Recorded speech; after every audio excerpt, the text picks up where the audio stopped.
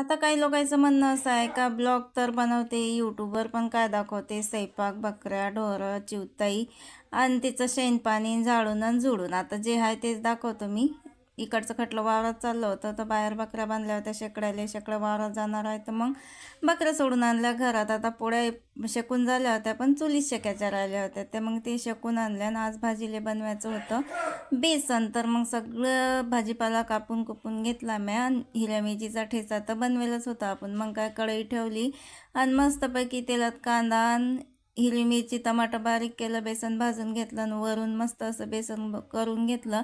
आणि पसारा आवरला आणि आपला भांडे जिन्यावर नेऊन ठेवले. आणि आज झाडू मारायचा होता, जरासा टाईम होता तर झाडूही मारून घेतला. मग बघ पिलं सोडून दिले. पिलं एवढे हावरे झाले का पण गाल पायतात दूध प्यायले. दुपारच्या पायरी ना कपडे जरासे ढिल्ले होऊ राहिले दगदगीच्यानं, तर आज ते फिटच करून घेतले. बाहेर पोचली तर मस्त रिमझिम पाऊस चालू होता. कपडेचा पसारा आवरला आणि चहा ठेवला. चला तर मग भेटूया पुढच्या ब्लॉगमध्ये.